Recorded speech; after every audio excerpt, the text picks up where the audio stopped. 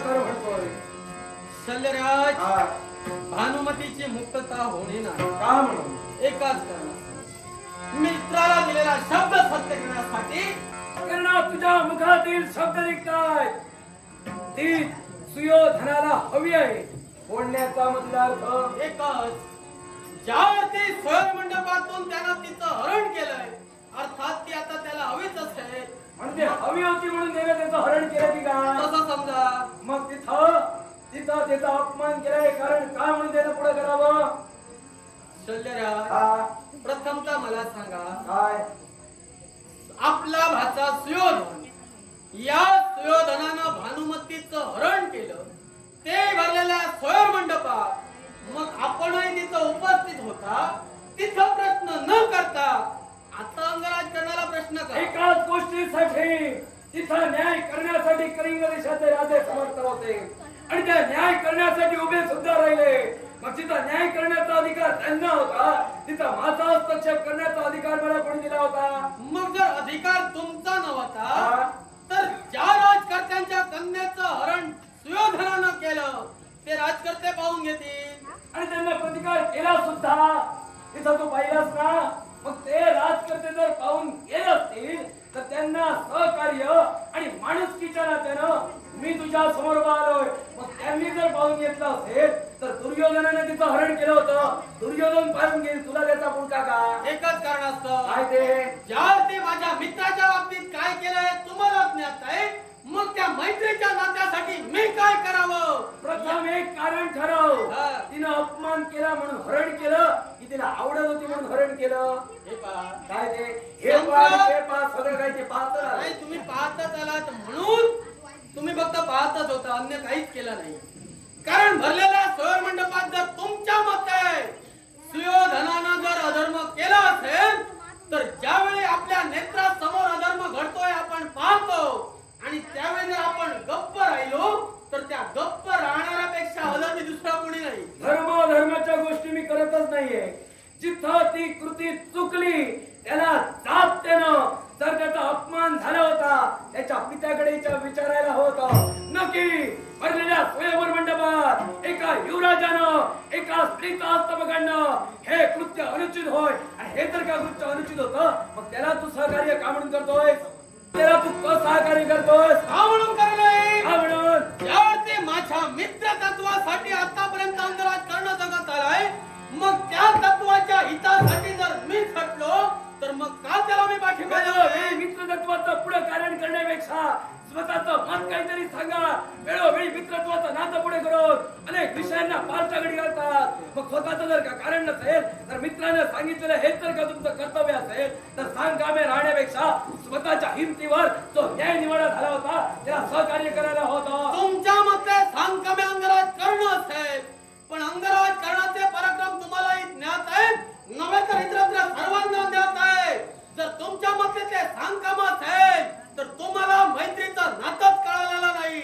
आणि जिथं मैत्रीचं नातं तुम्हाला समजलं नाही, याच्या पलीकडे अंगराज करणारा मित्रत्वाच्या नात्याच्या गोष्टी मला शिकू नकोस. मित्रत्वाचं नातं मी सुद्धा जाणतोय. जाऊन विचार पितामह भीष्मांना. ह्या शैल्यानं मित्रत्वाचं नातं तुम्हा दोघांपेक्षा अधिकपणे सुरळपणे निभावलंय. आणि या मित्रत्वाच्या नात्याला सुद्धा आम्ही सुद्धा एक प्रतिमा म्हणून आहोत. फक्त आम्ही काही जणांच्या निदर्शनाला आलो नाही, तर आम्हा आणि पितामह भीष्मांची मैत्री सुद्धा मैत्रीच्या तत्वाच्या सत्वा एवढीच होती. आणि हे नत्व नातं यात्रीरांना सांगा, मला शिकू नका. जिथं पितामह भीष्म सुद्धा चुकत होते समजावण्याचं कार्य मी सुद्धा करत होतो. आणि मी सुद्धा जिथं चुकत होतो पितामह भीष्म सुद्धा मला समजावत होते.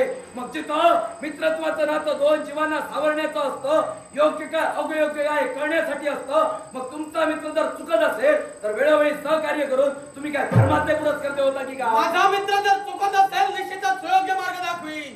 पण ज्यावरती माझ्या मित्राची इच्छा आहे आणि त्या इच्छेसाठी जर अंगराज करणं शकतोय, जर तो वावगा वागत असला काम तर निश्चितच त्यानं सुद्धा सुयोधनाला प्रतिकार केला असता. स्वयंवर मंडपाच्या ठाई एका स्त्रीचा हात पकडणे योग्य कृत्य? अयोग्य कृत्य असलं मग तुमच्या शब्द निघाले. अयोग्य कृतीला तुम्ही त्यांना का विचारला होता? मग का जा विचारला नाही? मला सांगा, काय ते? कृती महत्वाची की हेतू महत्वाचा? बोलण्याचा मतिदार्थ कृती महत्वाची की हेतू महत्वाचा? हेतू आणि कृती वेळोवेळी दोन्ही महत्वाचे असतात. हेतू विना कृती घडत नाही, कृती विना हेतू साध्य होत नाही. मग जर कृती विना हेतू साध्य होत नाही हा. तर माझ्या मित्रा जो हेतू साध्य करायचा होता म्हणून जी कृती घडली गेली त्याला तुम्ही चुकीचा कसा म्हणता? अपहरण करण्यासाठी आलेला की काय? तसा समजा. असं समजा नको, ठामपणे सांग. अपहरण करण्यासाठी आला होता की स्वयंवराला पदाचा मान देण्यात आला होता? आता त्याचा जाब तुम्ही तुमच्या भाच्याला विचारा, कारण कृती त्याच्या हातून घडली आहे. अंगराज कर्ण भक्त का उभा आहे तर मित्रत्वाच्या नात्यासाठी. आज त्याला तुम्ही जे हतबल केला तो हतबल झाला म्हणून अंगराज कर्ण आज इथं उभा आहे. मग त्याच्या बाजूला तू मागशील, तर त्याची बाजू सुद्धा मांडण्याचा अधिकार तुला आहे. मग ती योग्य प्रकारे मांड, त्याच्यावर ढकलू नको. बाजू मांडत आहे, मारत नाहीये. सांप्रत मित्राच्या बाजूने का उभा गेलो? कारण मित्र आज दुर्बल झाला आणि दुर्बलतेला सहाय्य करणं, त्याला सबल करणं अंगराज आपलं कर्तव्य मानतो. चुकला म्हणून हत्तबल केलं होतं. जिथं त्याने साप राजकर्त्यांना विचारला, का विचारला नाही? तर या विश्वाच्या काही मैत्रित्वाचं नातं पडत करत आहे. तर मित्राला चुकीच्या मार्गाने जाऊ देऊ नको. द्रौपदी स्वयंवरा मंडपाच्या ठाई तू सुद्धा नृपती भूपतींना प्रतिकार केला होता. मग त्याचप्रमाणे या स्वयंवर मंडपाच्या ठाई तुला निमंत्रण पत्रिका आली होती की? निश्चित. मग त्या निमंत्रण पत्रिकेचा तू मान ठेवून आला होता. मग जिथं तुझा मान राजकर्त्यांनी राखला, मग राजकर्त्यांचा मान तू का नाही राखला? एकच कारण असतं, ज्यावेळी अंगराज कर्ण का उभा राहिला तर मित्रावर संकट उद्भवलं म्हणून. तोपर्यंत अंगराज कर्ण फक्त तुमच्या सारखीच बघायची भूमिका करत होता. सांप्रत मित्रावर संकट उद्भवलं त्यावेळी अंगराज कर्ण शस्त्र घेऊन उभा ठाकला. मग मित्रावर संकट का उभावलं याची शहानिशा केलीस की नाही? निश्चितच केली, कारण त्यानं स्त्रीचा हस्त पकडला.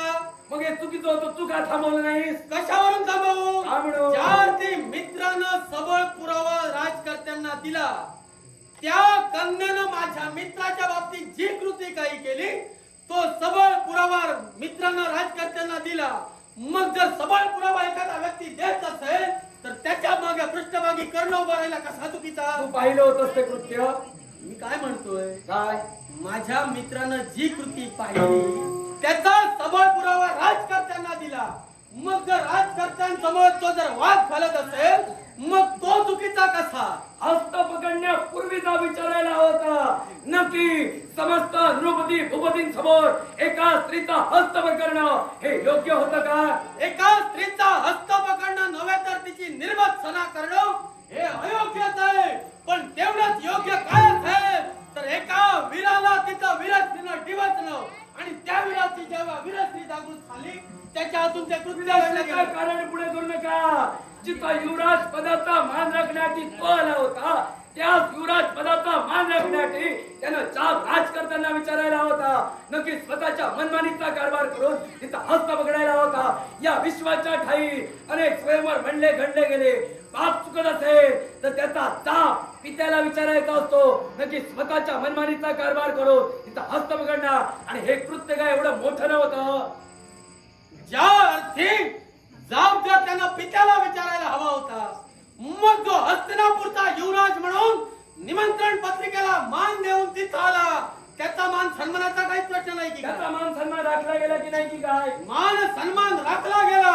पण स्वयंवर मंडपात घडलेली घटना आणि त्या घटनेनं जर एका वीराचा अपमान होत असेल आणि त्या अपमानाला वाचा फोडण्यासाठी जर वीराकडून ते कृत्य घडलं असेल मग तो चुकीचा कसा? वाचा वेगळ्या मार्गाने सुद्धा फोडू शकला असता. द्रौपदी स्वयंवर मंडपाच्या ठाई ज्याप्रमाणे एका ब्राह्मणाला द्रौपदी वरिली म्हणून आम्ही समस्त क्षत्रियांनी राजकर्त्यांना ताप विचारला आणि राजकर्ते ताप देण्यासाठी ज्यावेळी असमर्थ ठरले त्याच वेळी रणरागिणीला चालना दिली. मग तेच कृत्य जर इथं घडलं होतं तर काय अनुचित होतं की काय? ते तुमच्या वेळी तुमच्या मतानुसार तुम्ही राजकर्त्यांना ताप विचारला. उपस्थित होता. निश्चितच तुझा तिथं अपमान झाला होता त्यावेळीची गोष्ट मला सांगू नको. म्हणूनच सांगतोय. माझ्याकडे साक्षी पुरावा तू सुद्धा आहे. म्हणूनच सांगतोय माझा अपमान मला ज्ञात आहे. हा. नव्हे तर द्रौपदी स्वयंवराच्या ठिकाणी काय घडलं पूर्ण जाण मला आहे. ज्यावेळी राजकर्त्यांना प्रतिकार साऱ्या क्षत्रियांनी केला निश्चितच तद्वत ज्यावेळी सत्य समोर आलं द्रौपदीचा स्वयंवर पूर्णत्वास गेला. निश्चित निश्चित मग ज्या अर्थी तिचा स्वयंवर पूर्णत्वास गेला आता माझ्या मित्रानं जे कृत्य केलंय ते त्याच्या इच्छेसाठी केलंय, मग त्याच्या इच्छेच्या पूर्ततेसाठी आज अंगराज कर्ण इथं उभा आहे. मग त्यावेळेचा प्रसंग आणि आताचा प्रसंग काय चुकीचा? एकच गोष्ट, तिथं स्वयंवर पूर्ण झाल्याच्या नंतर आम्ही चाप विचारला, मग तो चाप तिच्या मनाचा अधिकार होता, ती कोणताही वर निवडू शकली असती. मग तो स्वयंवर पूर्ण झाल्याच्या नंतर चाप का म्हणून विचारला नाही? मग त्यावेळी जाब विचारला, आता गप्प का राहिलेला? कोण? जर स्वयंवर मंडपात स्वयंवर पूर्ण झाल्यानंतर आपण जर राज करताना जाब विचारला असेल तर ब्राह्मणाच्या वेशात जे काही तिथं घडलं ते जर असत्य वर्तन असेल याचा जाब तुम्ही विचारला. मग आता सुयोधन तुमच्यासाठी कोणी परका नव्हे. मग जर तुमच्या भाच्याकडून असं कृत्य घडतं त्यावेळी तुम्ही गप्प का? त्याला चाप विचारण्यासाठी त्याच्या मागोमाग गेलो होतो आणि तो चाप त्याला विचारला असताना त्याला हत्तभर या शैल्याला करावं लागलं. काय चुकलं माझं? वास्तविक कनिष्ठ चुकत असेल तर ज्येष्ठानं मार्ग दाखवावा. तो दाखवतोय ना. योग्य आहे.